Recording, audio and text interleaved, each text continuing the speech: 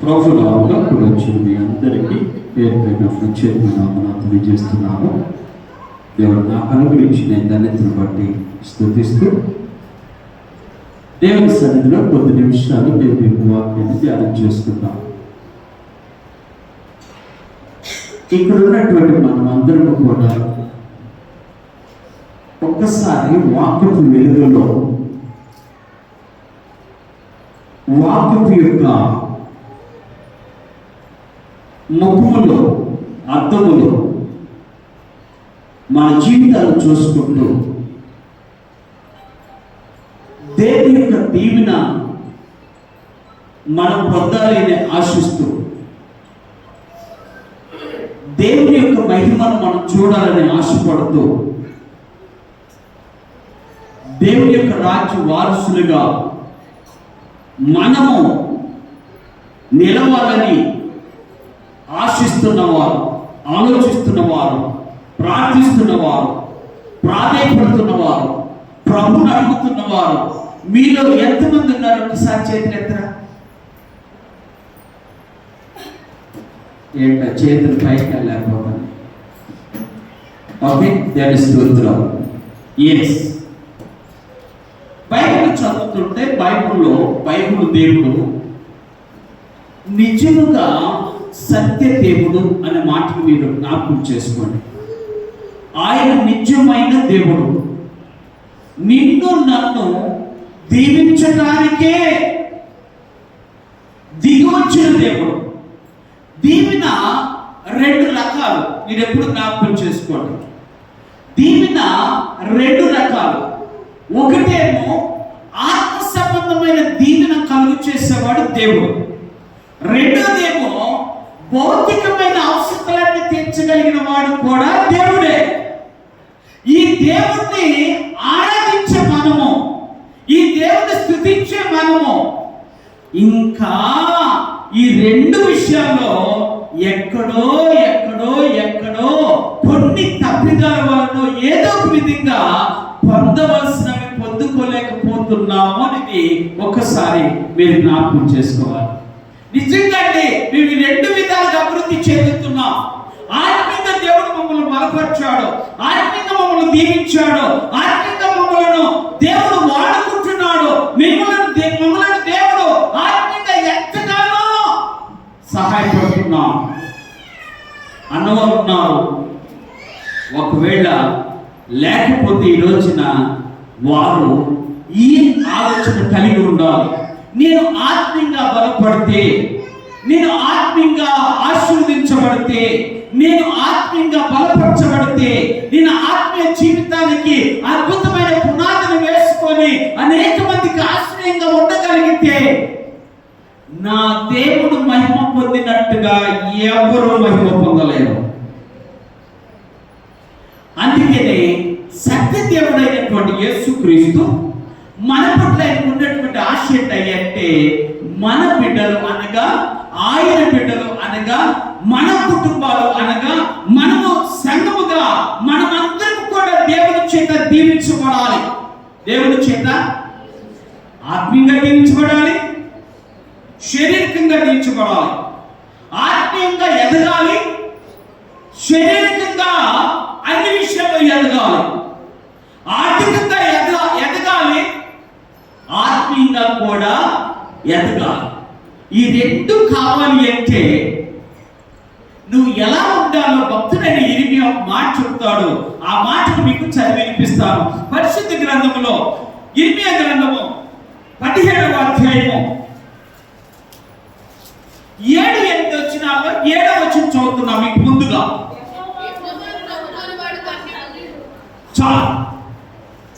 యెహోవాను నమ్ముకొనువాడు, మరొకసారి చెప్తాం, గట్టిగా చెప్తాం. యెహోవాను నమ్ముకొనువాడు ధన్యుడనే మాట గట్టిగా చెప్తాం. ధన్యుడు ఎవరు? నమ్ముకొనువాడు. ఎవరిని? యెహోవాను. జాగ్రత్తగా ఆలోచించాలి.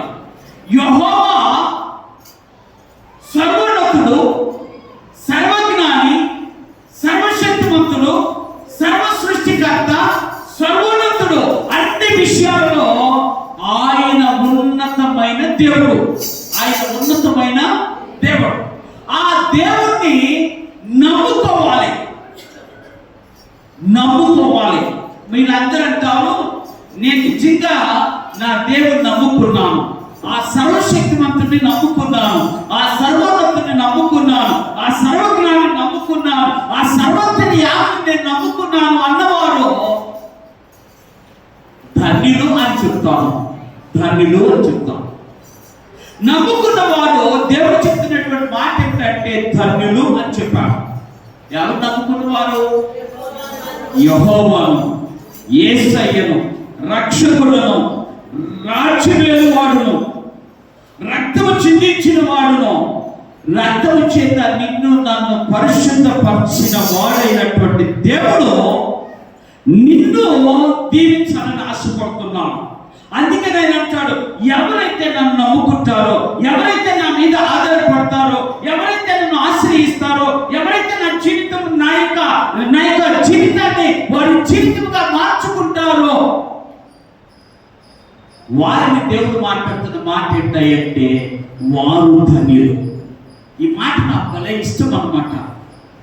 ఏ మాట అంటే ధన్యమో ఎంతో ధన్యమో యేసయ్యను కలిగిన జీవితము. ఎవరు కలిగి ఉండాలి? ఈరోజు నేను యేసయ్యను కలిగి ఉన్నాను అన్నవారు ఒక్కసారి చేతులెత్తి దేవుని స్తుతిద్దాం. నేను యేసయ్యను కలిగి ఉన్నాను, నా దేవుడు యేసయ్య నా జీవితాన్ని బాగు చేసిన వాడు, నన్ను రక్షించిన వాడు, నేను ఆయనే నమ్ముకుంటాను కాబట్టి నేను ధన్యుడు.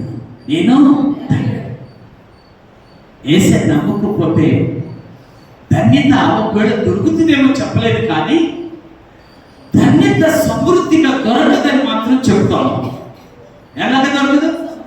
యేసయ్య నమ్ముకున్న వాడికి దొరికే ఆ ధన్యత సమృద్ధి అయిన ధన్యత. ఆ ధన్యత శ్రేష్టమైన ధన్యత. ఆ ధన్యత విలువైనటువంటి ధన్యత. ఎవరికి అంటే నమ్ముకున్న వారికి మాత్రమే. యేసయ్య నమ్ముకున్న వారికి మాత్రమే ఈ ధన్యత దొరుకుతుంది, ఈ దీవెన దొరుకుతుంది, ఈ ఆనందం దొరుకుతుంది, ఈ ఆశీర్వాదం దొరుకుతుంది, ఈ అద్భుతమైనటువంటి స్థితిగతులు దొరుకుతాయి. ఎవరికి అంటే యేసయ్యను నమ్ముకున్న వారికి.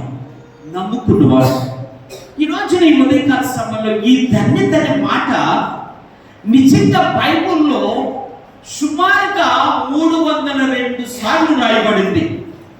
అంటే ఆల్మోస్ట్ సంవత్సరానికి సరిపడ ధన్యత దేవుడు మనకు అనుగ్రహించడానికి ఇష్టపడుతున్నాడు. ధన్యతలు ఒక రోజుతో కాదండి. ఆ జనవరి 1వ తారీఖు నుంచి మరలా డిసెంబర్ 31 వరకు కూడా దేవుని యొక్క ధన్యత మన వరకే ప్రాప్తిస్తాం. అది మనకే దేవుడు ఇస్తున్నాడు. ఎవరికి ఇస్తున్నాడు? మనకిస్తున్నాడు కాబట్టి మనమే దేవుని యొక్క ధన్యత పొందుకోవాలి. వారు ఎందుకు అలాగా దీవించబడుతున్నారు అనుకోరు. నేనెందుకు ఇలాగ దీవించబడుతున్నాను అనుకోవాలి. అర్థమైందా ఆ మాట మీకు? వారు ఎందుకు అలా దీవించబడుతున్నారు అనుకోకూడదట. నేను ఎందుకు ఇలా దీవించబడుతున్నాను అనుకోవాలట. ఎందుకు తెలుసా? నువ్వు వాళ్ళు చూసుకుంటా ఉంటే కృంగిపోతావు, కానీ నిన్ను చూసుకుంటే నువ్వు నిజంగా లేవనెత్తబడతావు, నీవు ఉత్సాహంతో నింపబడతావు. ఎందుకంటే నా దేవుడు నన్ను చూసి ఆయన మహిమ పొందాలని కోరుకున్నాడు. దేవుని స్తోత్రాలు. ఎవరు చూసి? నన్ను చూసి అనగా నిన్ను చూసి అనగా నమ్ముకున్న వారిని చూసి దేవుడు మహిమ పొందాలని ఆశపడుతున్నాడు. అందుకే ఆయన ఈ లోకంలో మనకు చెప్పినటువంటి ఒక మాట ఏంటంటే మీరు వెలుగై ఉన్నారు అన్నారు. ఎవరు?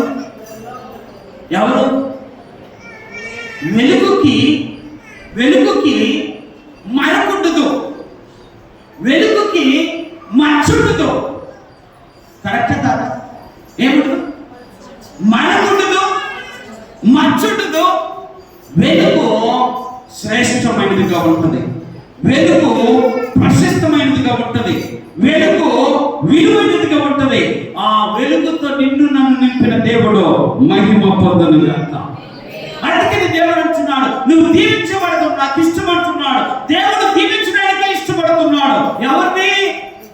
ఆయన నమ్ముకున్న బిడ్డలను. ఆయన నమ్ముకున్న బిడ్డలను జాగ్రత్తగా ఆలోచించాలి. నిజంగా మన స్థితిగతులను పరిశీలన చేసినప్పుడు మన దేవుడు మనల్ని ఎంతగా దీవించాడో మన అంతరాత్మకు బాగా తెలుసు. బయటికి తెలియకపోవచ్చు, కానీ మన అంతరాత్మకి మన దేవుడు ఏ విధంగా మనల్ని దీవించాడో మనకి స్పష్టంగా తెలుసు. అందుకని ఉదయకాల సమయంలో నీవు నేను కూడా, మరొకసారి చెప్తున్నా, నీవు నేను కూడా దేవుని యొక్క ధన్యతను పొందుకోవాలని, దేవుని దీవెన పొందుకోవాలని ఆశపడుతున్నాం. కాబట్టి నీ ఆశను తీర్చడానికి నా దేవుడు ఈ ఉదయమునే సిద్ధముగా ఉన్నాడు.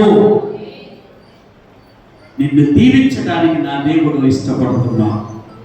అందుకని దేవుని యొక్క దీవెన ఎలా ఉంటుందో, ఎలాగ దేవుడు దీవిస్తున్నాడో భక్తుడైనటువంటి ఇర్మియా తన కన్నీరు విడిచి చెప్పిన మాటలను మీరు జ్ఞాపకం చేసుకోవాలని ఆశపడుతున్నాను. ఎందుకంటే ఇర్మియా ప్రజలు చూసి కన్నీరు పెడుతున్నాడు. అందుకని ఆయన విలపించు ప్రవక్త అన్నారు. కన్నీరు కార్చి కన్నీరు ఒలికించిన ప్రవక్త అని బైబిల్లో రాయబడింది. కన్నీరు ఒలికించిన ప్రవక్త. ఎందుకంటే ఇశ్రాయేలులు అంత భయంకరమైనటువంటి పరిస్థితిలో ఉంటే ఆ ఇశ్రాయేలుని ఆదరించడానికి, ఆ ఇశ్రాయేలుని బలపరచడానికి, ఆ ఇశ్రాయేలుని దీవించడానికి నా దేవుడు ఉన్నాడయ్యా అని ఆ ఇశ్రాయేలుకు చాటి చెప్తూ పలికినటువంటి మాట ఇప్పుడు మనం చదువుకున్నటువంటి మాట. అందుకని యెహోవాను నమ్ముకున్నవాడు దీవించబడతాడు. యెహోవాను నమ్ముకున్నవాడు ధన్యుడవుతాడు. యెహోవాను నమ్ముకున్నవాడు శ్రేష్టమైన వాడిగా ఉంటాడు. యెహోవాను నమ్ముకున్నవాడు పరిశుద్ధమైన వాడిగా ఉంటాడు. యెహోవాను నమ్ముకున్నవాడు విలువైన వాడుగా ఉంటాడు. ఆ యెహోవాను నమ్ముకున్నవాడు సంతోషంగా ఉంటాడు. ఆమె సంతోషంగా ఉంటాడు. ఎందుకు తెలుసా? శ్రమ లేదని కాదు, కష్టాలు రాలేదని కాదు, కన్నీరు కార్చుట లేదని కాదు, కానీ దేవుని నమ్ముకున్న వాడు వాటన్నిటి నుండి తప్పించగలిగిన దేవుడు నాకున్నాడు అని ధైర్యము వానిలో ఆనందానికి కారణం. ఈ లోకంలో ఉన్నప్పుడు శ్రమ లేకుండా ఎవరు లేరండి. ఉన్నారా? శ్రమ వచ్చినా కూడా తప్పించు దేవుడు నా పక్షమున నిలబడ్డాడు. ఆమె చెప్తాడు. తప్పించగలిగిన సమర్థుడైన దేవుడు నా కుడి ప్రక్కన, నా ఎడమ ప్రక్కన, నా ముందు, నా వెనుక నన్ను ఆవరించి ఉన్నాడు. కాబట్టి ఈ రోజున నేను ధన్యుడనయ్యాని చెప్పగలిగేవారు ఈ లోకంలో ఉన్నారు. దేవుని స్తోత్రాలు. అందుకనే ఆ దేవుడు నమ్ముకున్న వారు ఏ విధంగా ధన్యుడవుతాడో, ఎలాంటి ధన్యత పొందుతాడో, ఎలాంటి స్థితిలో ఉండి దేవుడు ఆయన ధన్యుడిగా దీవెన అనుగ్రహిస్తాడో, ఎలాంటి స్థితిలో ఉన్న వారిని దేవుడు ఆశీర్వదిస్తాడో భక్తుడైనటువంటి ఇర్మియా చాలా స్పష్టంగా 8వ మాటలో చెప్తాడు. 8వ వచనం చదువుతున్నాను, జాగ్రత్తగా ఆలోచిద్దాం. యెహోవా నమ్ముకున్నవాడు ధన్యుడు, యెహోవా వారికి ఆశ్రయముగా ఉండును. అది మొదటి ధన్యత. ఎవరికట? నమ్ముకున్న వారికి మొదటి దీవెన ఏంటంటే దేవుడు వారికి ఆశ్రయముగా ఉంటాడు అని ఉంది బైబిల్లో. తెలుగులో ఈ మాట చెప్పాడు, కానీ ఇంగ్లీష్లో అంటాడు ఆయన అటువంటి వారట నిరీక్షణ కలిగి ఉంటారట. ఎవరు? యెహోవా నమ్ముకున్న వారు ఎలా ఉంటారట? అర్థమైందా? అంటే మనకి నిరీక్షణ లేకుండా సాతాను ఎన్ని ప్రయత్నాలు చేసినా ఆయన నమ్ముకుంటే ఏదో ఒక దిక్కు నుండి మనకు నిరీక్షణ కలుగుతుంది. ఇంగ్లీష్లో ఈ మాట రాయబడుతుంది. If you believe in Christ, in God, you will have the hope in him అని ఉంటుంది బైబిల్లో. నీకు దేవుడే ఏం కలిగిస్తాడు? నిరీక్షణ లేక ఎంతో మంది దిగజారిపోతున్నారు. నిరీక్షణ లేక ఎంతో మంది కృషించిపోతున్నారు. నిరీక్షణ లేక ఎంతో మంది జీవితాలను పాడు చేసుకుంటున్నారు. నిరీక్షణ లేక ఎంతో మంది వ్యసనపడి జీవితాలను అధోగతి పాలు చేసుకుంటున్నారు. ఈ రోజున దేవుడు నీకు ఇచ్చే మొదటి ఆశీర్వాదం ఏమిటాయి అంటే నిరీక్షణ. నువ్వు నమ్ముకుంటే నీకు నిరీక్షణ కలుగుతుంది. ఆమె నువ్వు నమ్ముకున్న దేవుడు నీకు నిరీక్షణ కలిగించేస్తాడు. అందుకనే ఈ నిరీక్షణకు ఇంకో పదం ఏమిటాయి అంటే ఆశ. ఏంటంటే ఆశ అంటే ఈ రోజు కాకపోతే, రేపు కాకపోతే, ఎల్లుండి కాకపోతే, ఈ నెలలో కాకపోతే, ఈ సంవత్సరంలో కాకపోతే, నా దేవుడు మరొక దినానైనా, మరొక నెలలోనైనా, మరొక సంవత్సరంలోనైనా నా దేవుడు నన్ను ధన్యుడిగా చేస్తాడు. ఆమె అర్థమవుతుందా? దేవుడు ఆ ధన్యత, నేను మరొకసారి చెప్తున్నా, ఆ ధన్యత చెదిరిపోయేది కాదు, ఆ ధన్యత తరిగిపోయేది కాదు. ఊరికి వచ్చిందిరా, ఊరికి పోయిందిరా అంటారు, చూసావా? అర్థమవుతుందా? ఇట్లా వచ్చి వెళ్ళిపోయింది అంటారే, ఏంటది? ఆశీర్వాదం లేక సంపద ఇట్లా వచ్చి అట్లా ఉండదు. దేవుడిచ్చే సంపద, దేవుడిచ్చే ఆశీర్వాదం అది నీ జీవితాంతం అనిపించడానికి ఉపయోగిస్తాడు. దేవుడి స్తోత్రం. అదే నిజమైన ఆశీర్వాదం. దేవుడు మనకు నిరీక్షణ ఇచ్చింది ఒక రోజు కాదు, ఒక నెలకు కాదు, ఒక సంవత్సరానికి కాదు. నీవు నేను బ్రతుకున్నంత కాలం దేవుడు మనకు నిరీక్షణ ఇస్తూనే ఉంటాడు. అందుకని భక్తుడైనటువంటి పౌలు గారు ఆ మాట మీరు జ్ఞాపకం చేసుకోండి. భక్తుడైన పౌలు గారు ఒక మాట చదువుతాను. తెస్సలోనికీయులకు రాసిన పత్రిక 4వ అధ్యాయము 13వ వచనం చదువుతున్నాను. తెస్సలోనికీయులకు రాసిన పత్రిక 4వ అధ్యాయం 13వ వచనం. నిరీక్షణ లేని ఇతరుల వలె చాలు. ఆ మాటను కంటిన్యూ చేయి, ముగిస్తాను. నిరీక్షణ లేని ఇతరుల వలె మీరు దుఃఖపడకుడి అన్నాడు. దేవుని స్తోత్రం. ఎవరు లేని అంటే ఇప్పుడు నిరీక్షణ ఉంటే ఏమనాలి? మనం నిరీక్షణ ఉంటే ఏమనాలో చెప్పనా?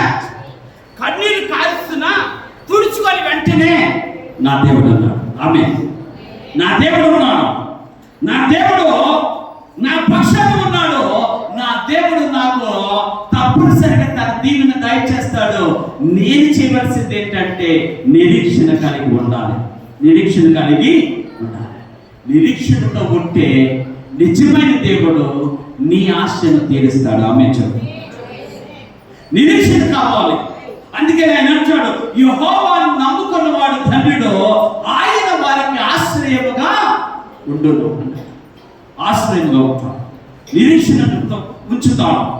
ఎక్కడ నువ్వు తొట్టిల్లకుండా, ఎక్కడ నువ్వు దిగజారిపోకుండా, ఎక్కడ నువ్వు అవమానపరచబడకుండా, ఎక్కడ నువ్వు సిగ్గుపరచబడకుండా నా దేవుడు నీకు నిరీక్షణను అనుగ్రహిస్తాడు. కాకపోతే నా దేవుడు నాకు నిరీక్షణ ఇస్తాడనే విశ్వాసం నీలో ఉండాలి. ఆమె చెప్తాను. నేను నమ్ముకున్నాను నా దేవుణ్ణి, నా దేవుడు నాకు తప్పనిసరిగా ఆయన వాగ్దానం ఇచ్చాడో, ఆ వాగ్దానం ఇచ్చిన దేవుడే నన్ను నిరీక్షణతో ఉంచుతాడు. ఒక దినాన నా నిరీక్షణను నిజం చేస్తాడు, నా ఆశను ఆయన తీరుస్తాడు, అద్భుతమైన కార్యాన్ని నా పట్ల జరిగిస్తాడు. మొదటి ఆశీర్వాదం నిరీక్షణ కలిగి దేవుని ఆశ్రయంలోకి మనమందరం ప్రవేశిద్దాం. దేవస్థానం రెండవ ఆశీర్వాదం గురించి దేవుడు మాట్లాడుతూ అంటాడు. ఒక్కసారి వచ్చిన కూడా చదువుతున్నాం. మళ్ళా ఇర్మియా గ్రంథంలోకి వెళ్దాం. ఇర్మియా గ్రంథంలోకి వెళుతూ ఆ మాట చదువుతాం. వాడు ఎవరు?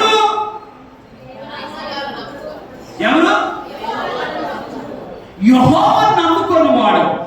అనగా యెహోవాను ఆధారం చేసుకున్నవాడు, అనగా దేవుని మీదే పూర్తి విశ్వాసం కలిగిన వాడు, వారిని దేవుడట ఏం చేస్తాడట అంటే అతడు నీటి కాలువలన నాటబడిన వాడై ఉంటాడు. దేవుని స్తోత్రం.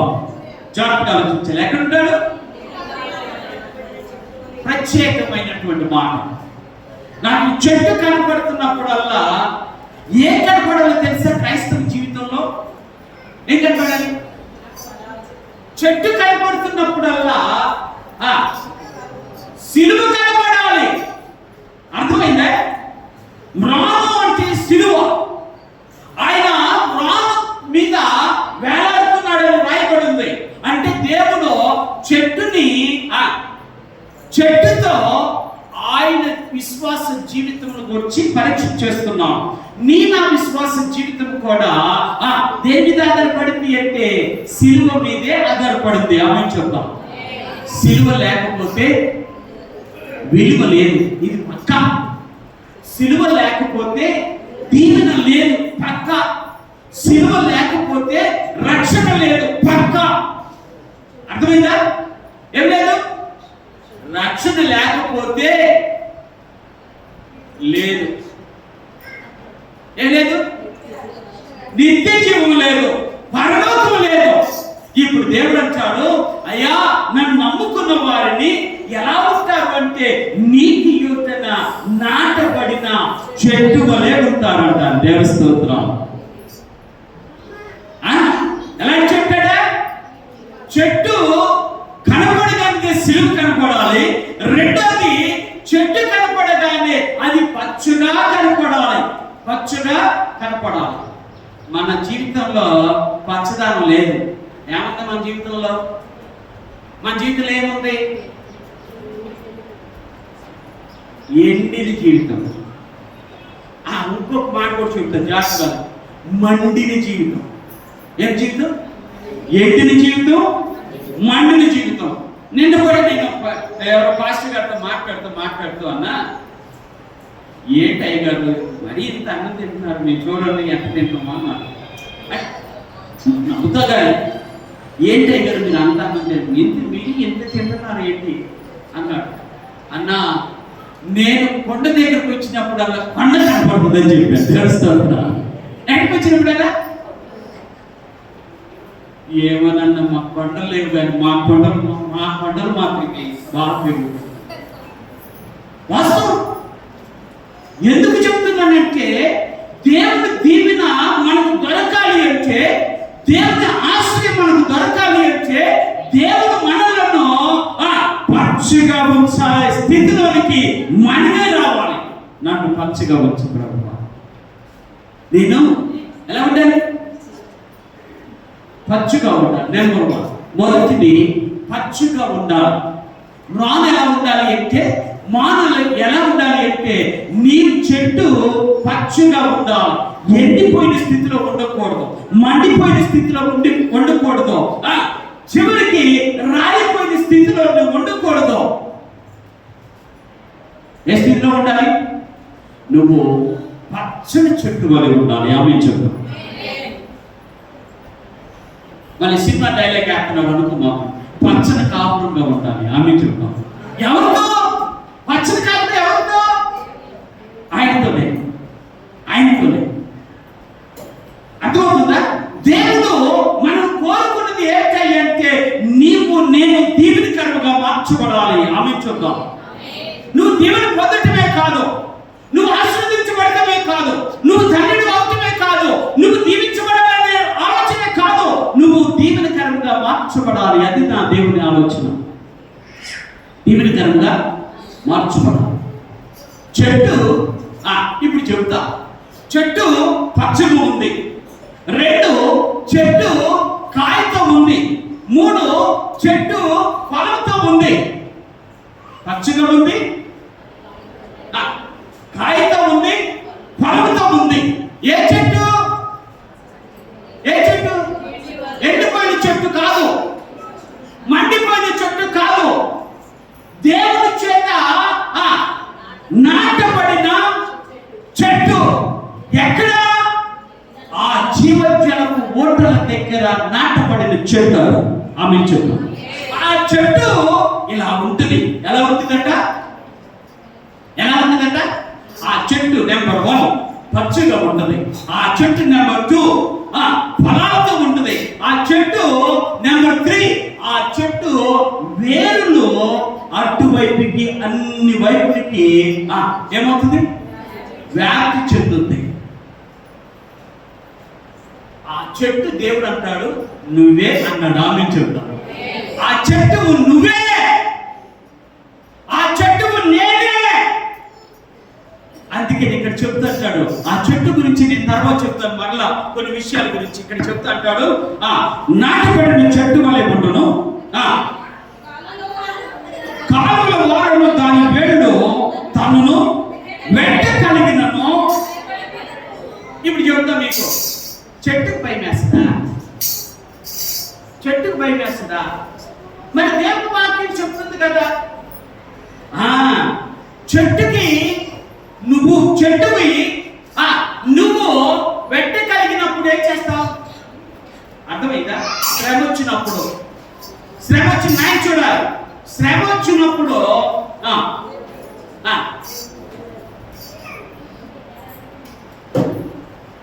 కాదన్నా కాతా ఉంటాయి, కానీ కన్నీ వద్దన్నా వస్తాను ఉంటాయి, ఆదన్నా సాగుతాను ఉంటాయి. ఏంటది? భయం. భయం. మానవుడికి చెప్తున్నాను, భయం ఉండదని చెప్పలే. మానవుడిగా బ్రతుకుతున్నాం కాబట్టి భయము ఉంటుంది. ఉంటుంది. నాకు బాగా నేను కళ్ళాడ చూసిన ఒక ఇన్సిడెంట్ చెప్తా. ఓకే, మా ఊర్లో ఒక అమ్మాయి భర్త మీద గొడవ పడి ఏకలక్ష మందు తాగేసింది, పురుగుల మందు తాగేసింది. ఎవరి మీద గొడవ పడి? మీ దండం పెడతా. గొడవ పడి పురుగుల మందు తాగేసింది. తాగేసిన తర్వాత ఏమో భర్తతో డైలాగ్ ఏంటో చెప్పనా? అయ్యా నేను పురుగు మందు తాగేశాను, నన్ను బ్రతికించు, నన్ను బ్రతికించు. పాపం వాడికి చేపలు పట్టిపోయాయి, వ్యాధులు కలిగిపోయింది. దెబ్బ ఆ ఇంటికి ఈ ఇంటికి, ఆ బండికి ఈ బండికి, ఆటోకి ఈ ఆటో కోసం అని చెప్పి తిరిగి తిరిగి తిరిగి చివరికి ఒక బండి తీసుకొని ఇంకో మనిషి వస్తే ఆ బండి మీద ఈ మనిషిని ఎక్కించుకొని వెళ్ళిపోయాడు. చివరికి కొండపల్లి దగ్గరకు వచ్చిన తర్వాత బండి మీదే వాలిపోయింది. ఈ మధ్యలో డైలాగులు మామూలు డైలాగులు కాదు. అయ్యా ఇంకెప్పుడు చేయను, నేను బతికానంటే నిన్ను మాత్రం ఎప్పుడు తిట్టను, నిన్ను మాత్రం ఎప్పుడు ఏమి అనను. నేను బ్రతికానంటే మాత్రం ఇక నీకు బానిసగా బ్రతుకు. మామూలు డైలాగులు కాదు అది. మరి అప్పుడేమైంది? అర్థం కాలే. ఎందుకు విషయం చెప్తున్నానంటే దేవుడు నిన్ను ప్రేమించింది, దేవుడు నీకు అనుగ్రహించింది, దేవుడు నీతో మాట్లాడుతున్నది ఏంటంటే శ్రమ వచ్చినప్పుడు భయపడవద్దు, శ్రమ వచ్చినప్పుడు కృంగిపోవద్దు, శ్రమ వచ్చినప్పుడు కుషించిపోవద్దు. శ్రమ వచ్చినప్పుడు నువ్వు ధైర్యముగా నిలబడు, ఎందుకంటే నీ దేవుడు నీ శ్రమను చూస్తున్నాడు. ఆమె నీ దేవుడు నీ శ్రమను చూస్తున్నాడు. నీ దేవుడు నీ శ్రమను చూస్తున్నాడంటే నువ్వు భయపడుతున్నావు అంటే కారణం ఏంటో తెలుసా? నీలో ఉన్న నమ్మకం ఎక్కడో సన్నగైపోయి చావుకు దగ్గరయ్యింది. ఏంటది? నమ్మకం ఏమైపోయింది? సన్నగై చివరికి అంతేగా, సన్నగై చివరికి సాగులోనే. అదే దేవుడు మాట్లాడుతున్నాడు. అలా కాకుండా ఉండాలి అంటే నువ్వు దేవుడితో చెప్పుకున్నటువంటి మాట, నువ్వు దేవుడితో చెప్పాల్సిన మాట ఏంటంటే అయ్యో వెంట కలిగిన శ్రమ వచ్చినా, కష్టం వచ్చినా, మనుషులు మండించినా, మనుషులు అదే మెట్ట అంటే దాని అర్థం అదే. మనుషులు మండించిన, ఒకవేళ నేను మండుతున్నా, నేను కాలిపోకూడదు. నా యొక్క చెట్టు, నా విశ్వాసము ఎప్పుడు నాటబడిన విశ్వాసం వల్లే పచ్చగా ఉండాలని కోరుకుంటున్నాను అన్నవారు దేవుని స్తోత్రాలు చేయండి. అవును ప్రభువా, నేను పచ్చగా ఉండాలి. నేను పచ్చగా ఉంటే నా పచ్చదనం చూసి యేసయ్య ఆశపడతాడు. ఈ చెట్టు పచ్చగా ఉంది, ఈ చెట్టు పచ్చగా ఉంది అని ఆశతో యేసయ్య ఆ పచ్చగున్న చెట్టు దగ్గరకు వచ్చాడు. తెలుసా? పచ్చగున్న చెట్టు దగ్గర వచ్చాడా లేదా? మాకే తెలుసు అన్నట్టు వచ్చేసాడు. అవును, అంజూరపు చెట్టును చూసి అది పచ్చగా ఉండటం చూసి యేసయ్య ఆ పచ్చని చెట్టు దగ్గరికి వచ్చి ఆ పచ్చని చెట్టులో కాయలు ఉన్నాయో లేవో అని చూశాడు. చివరికి ఆయన దొరకలే. అది వేరే విషయం. దొరకలే. ఆ చెట్టుకి ఏం లేవు, మరి నీ చెట్టుకి ఏమి లేవు. చెట్టు అయితే పచ్చగా ఉంది, చెట్టు అయితే ఎండిపోకుండా ఉంది, కానీ ఆ చెట్టుకి ఆకులున్నాయి కానీ ఏం లేవు. ఫలాలు లేని అంజూర మాదిరి నీవుంటావా, ఫలితము లేని భూలోకంలో నీవుంటావా, నీవుంటానంటావా, అలాగే ఉంటావా, నీవుంటానంటావా, అలాగే ఉంటావా. ఎంతకాలం దేవుడు అడుగుతున్నాడు ఈ రోజున. ఫలాలని చెట్టులాగా ఉంటే దేవుడు ఆనందపడతాడా? నీ పచ్చదనాన్ని చూసి ఆనందపడేవాడు కాదు. ఎందుకు తెలుసా? అన్యులు పచ్చగా ఉన్నావు. ఎవరున్నారు? అన్యులు పచ్చగా ఉన్నారు, కానీ వారికి ఎవరు లేరు. నువ్వు పచ్చగా ఉన్నావు, అన్యులు పచ్చగా ఉన్నారు. తేడా ఏంటి తెలియట్లా. అందుకని నువ్వేమంటావు? ఒకటప్పుడు ఏమంటావు తెలుసా? ఏమో ప్రార్థన చేస్తున్నాను, ప్రభు సన్నిధికి వెళ్తున్నాను, వాక్యం చదువుకుంటున్నాను, కానీ అలాగా నేను ఎందుకు దీవించబడటం లేదయ్యా అంటే ఈ మాట ఆ చెట్టు మొదట్లో పడి ఆ చెట్టుని పాడు చేస్తుంది. ఏం చేస్తుంది? ఆ చెట్టు ఏం చేస్తుంది? వేరు తింటుంది. ఏ మాట? వాడినెందుకయ్యా అట్లా ఉంచావు, నన్ను ఎందుకయ్యా ఎలా ఉంచావు? నీకు విషయం చెప్పనా? నేను ఎప్పుడు నమ్ముతా, నేను ఎప్పుడు ఇష్టపడతా. నాలాంటి జీవితం లేని వాళ్ళు ఈ లోకంలో ఎంతమంది ఉన్నారో వాళ్ళకంటే నేనే కరుడను అనుకుంటా. అందుకంటే నేనే కరుడను. అందుకే నేను చెప్తున్నా, నీవు దేవునిలో నాటబడినప్పుడు, నువ్వు దేవునిలో పెంచబడినప్పుడు, నువ్వు దేవునిలో ఉంచబడినప్పుడు, నువ్వు దేవుని సన్నిధిలో నీవు ఒక అద్భుతమైనటువంటి చెట్టుగా నువ్వు స్థిరపడి ఉన్నప్పుడు దేవుడు అంటాడు, నీకు భయాన్ని పారిపోతా. మేము చెప్తాం, నీలో ఉన్న భయము పారిపోతే, నీలో ఉన్న భయము పారిపోతే, భయం రాదు. అందుకని అంటాడు, నువ్వు నాటబడిన చెట్టు వెంట కలిగిన నువ్వు భయపడవు అన్నాడు. దేవుని స్తోత్రం.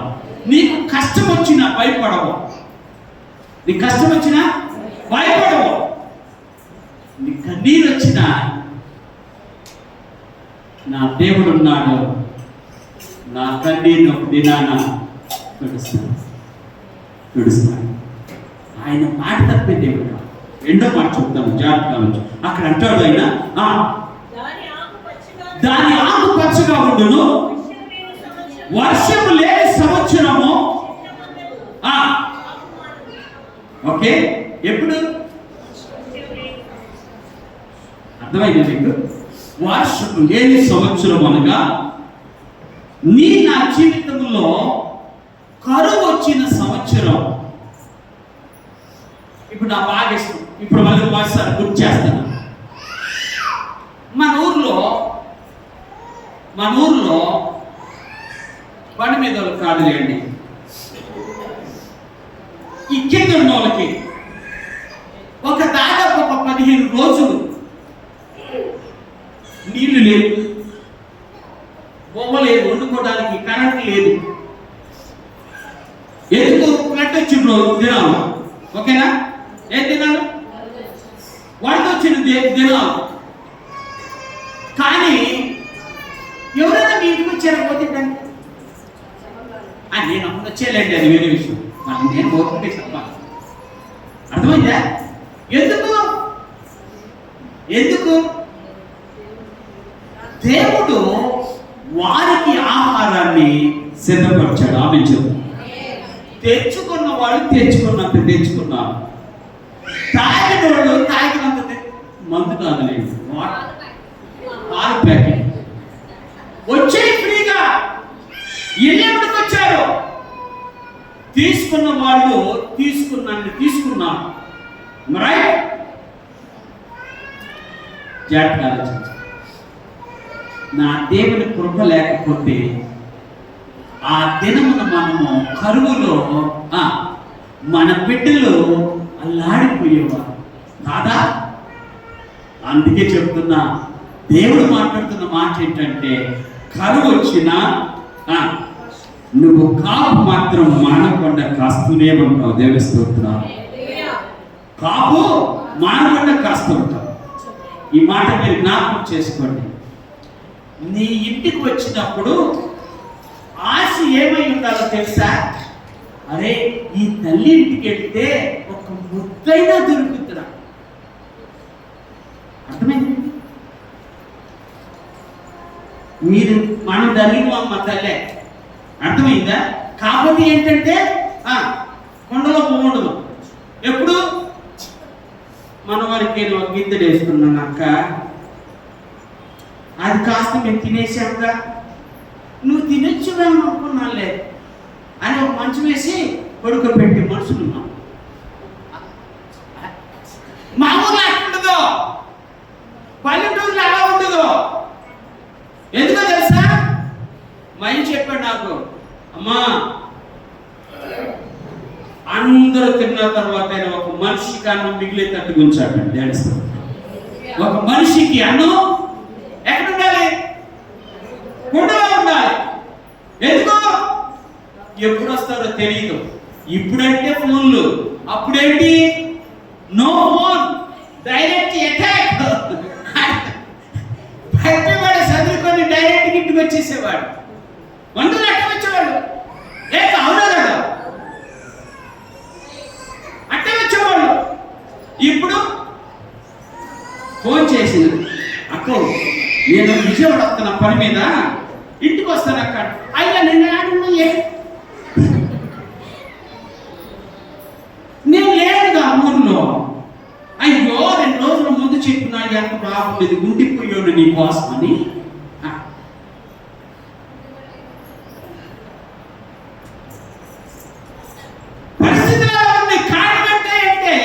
మనం ఇద్దరు బిడ్డలను బ్రతికించుకోవడానికి ఎంత కష్టపడుతున్నామో మనకు తెలుసు.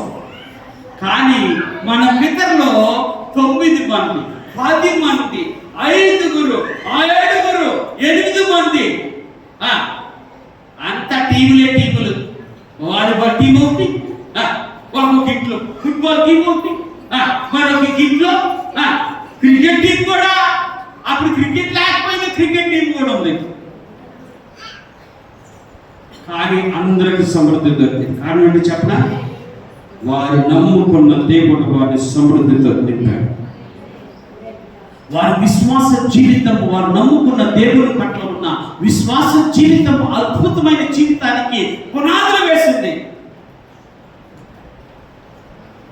కానీ ఈరోజు మనం అల్లాడిపోతున్నాం. ఎంతమంది కష్టపడుతున్నా, ఎంతమంది కష్టపడుతున్నా, 4 కష్టపడుతున్న ఇంట్లో నట్టేట దీపం ఉంటుంది, కానీ దీపంలోకి సౌరు ఉండదు. ఏముండదు అంటే నువ్వు ఆయనమ్మా అంటే మా చిన్నప్పుడు సౌరు అనేవాళ్ళే. ఏముండేది కాదు, ఇప్పుడు అదే ఉంది. కారణం ఏంటి తెలుసా? ఎక్కడో వాడుకున్న విశ్వాసము మనలో ఎక్కడో తరిగిపోయినది. తరిగిపోతున్నారు. అందుకే చెప్తున్న దేవుడు మాట్లాడుతున్నమాట, వెంట కలిగిన కరువు వచ్చిన ఆ చెట్టు ఏం చేయదట? ఆ చెట్టు కాపు మానదు, ఆ చెట్టు భయపడదు, చింతపడదు. ఓ నాయన, ఈ చెట్టు ఇది బాగుంది, ఆ చెట్టు నువ్వే, ఆ చెట్టువి నువ్వే అనగా ఆ శిలువ మ్రాణును ఆశ్రయించిన దేవుని చేత మందిరములో నాటబడిన మహత్తరమైన చెట్టువు నువ్వే. కాబట్టి ఏం చేయాలి? అయ్యా, ఈ దినం మొదలుకొని నేను పచ్చగా ఉండటమే కాదు, నా వేడు ఉండటమే కాదు, నేను కాపు మానాలి, నేను కాపు కాయాలి, నేను పచ్చగానే జీవించాలి. అంతే కదా దేవుడు మాట్లాడుతుంది. ఇశ్రాయేలులో ఆ వాగ్దానాన్ని విని, ఇశ్రాయేలులట చరిత్ర చెప్తున్నా, ఇర్మియా కాలంలో ఇశ్రాయేలు ఎన్నో శ్రమ పెట్టారు ఆయన్ని.